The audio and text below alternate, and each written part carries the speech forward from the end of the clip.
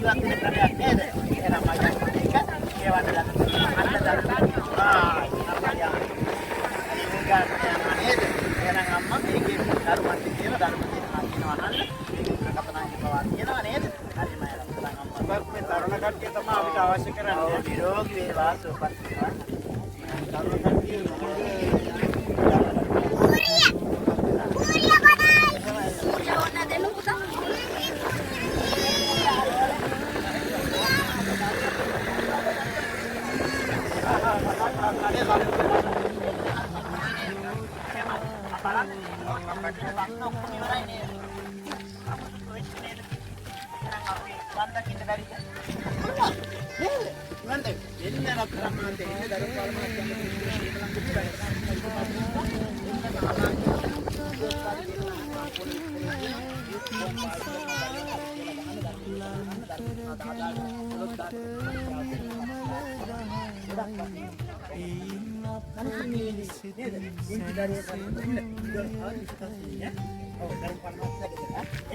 අපි එනවා 18ට එනවා. හරි? දරුවන් සර්ණයි එහෙනම්. ඔව් ඔයාලා පිළිගන්න එක මම අත්තටම මේකෙන් කීයේ මේ පණිවිඩය පිළිගන්නේ බුදුහාමුදුරේ සත්‍ය දහම් පිළිගන්න කීයෙන් කීදෙනාද? නේද? ඔය පන්තිනාව ඔව්. ඇයි? රොටි අසකන්නා ලොක්මතු ඉපදිලා නේද? බුදුහාමුදුරේ දේවා.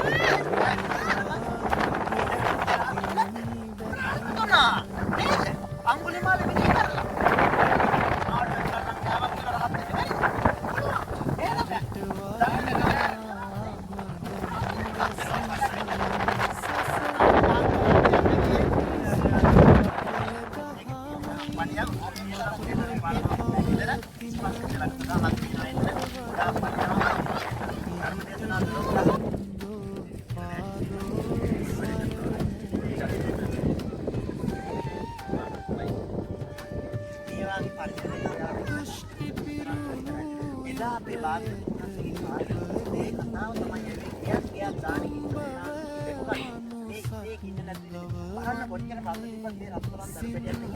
මේ සරුංගෝලේ අරනකොට මේ දන්න මොකද ඔයාලා කොච්චර සතුටින් එදා මේ නෝන උණගේ හිටියත් මේ ඉස්කාර ඉවරයි නේද ඉතින් අම්මාත් මේක කිසි සුලා නේද දරපැත්තට නේද අපි අද බලන්නකොට සමාජයේ මේ ඉස්කාර ඉස්කාර බත්තිකේ දීපොත් කොච්චර පිළිකුල් කරනවද නේද හැබැයි එහෙම බුදුදහමත් අපි බාහිර මාර්ගයේ ඒකේ තියෙනම සුන්දරයි හැමදාම නේද මේ දරුවන්ට හැමදාම සුන්දරයි නේද කියන දෙයක් නෑ කියන එක නෑ ඒක අවබෝධ කරගන්න දහම නේදතරම් මාත් ඉතින් අවබෝධ කරගන්න අපේ බුද්ධෝත්පාද ආර්යයන් වහන්සේ ධර්ම දේශනා තුළත් ධර්ම කියනවා සක්කන ගුවන් විදුලියේ කර්මනාලිකාවේ ඒක ස්මාර්ට් ෆෝන් පාවිච්චි කරන දැන් මාත් මේක සම්පූර්ණ විස්තරය තියෙනවා ගහන්න බුද්ධෝත්පාදය කියලා භාගත කරගන්න ධර්ම දේශනා තුළත් ධර්ම මේ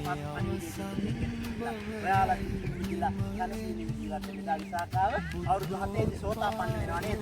දරුවෝ 20 ගණනක් වදනවා නේද? මහා පිළි ව්‍යාපාරයක් කරනවා නේද? යාළුවෝ යන්නවද? අද යන්න ඉවරනවද? නෑ නේද? හරි යහගන්න ඉන්නකක්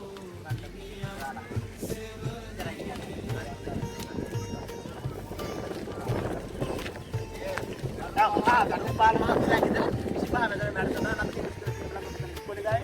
එන්න 25 වැඩ දාන්න තියෙන අපි ඔක්කොම කණ්ඩායමක් වෙනවා එන්න අහන්න එක දවසක් එන්න අහලා දැනගන්න මේ සත්‍යවත් කියනවායි හරි හොඳයි පුදුමසාරයි ඔව් එන්න එදාට එන්න ඉතින් ඉන්නේ නෑ නේද ඔව් ඉතින් ඉන්නේ නෑ නේද අප්පා ඉතින් ඉන්න නිවෙන ක්‍රමය අපි කියලා දෙනවා ආයෙ වෙන නෑ පාලි නෑ මොනවත් ඕනේ නෑ අද මේ ඉත හැදෙන්නේ කොහමද කියලා මෙන්න නියම බෞද්ධයන එච්චරයි දුරක් විතර වැඩ කරනවා නෝනා කිතු කට්ටි කරනවා දරුවන් කිතු කට්ටි කරනවා කොයිතම් පත්ති කරගන්න ඉතින් උස්මට ගියාද අල්ප ගන්න තමයි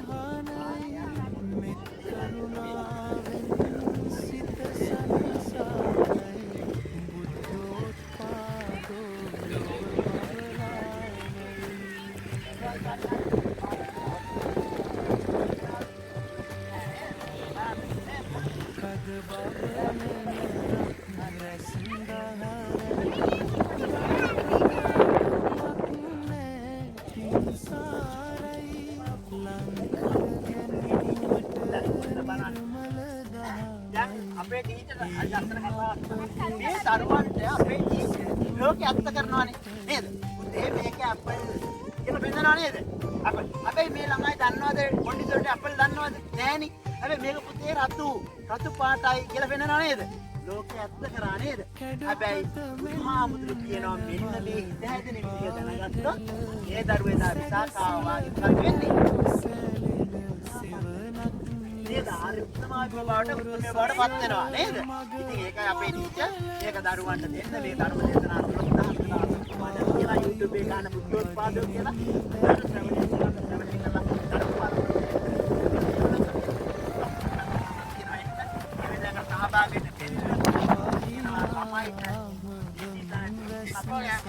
සුන්දර දරුවෝ අපේ රටේ රජවරු බවට පත් කරන්න මේ ගුරුතුමිය ඒවයි ගුරුවරු හම්බ වෙන අපිට කොච්චර වටිනවද නේ?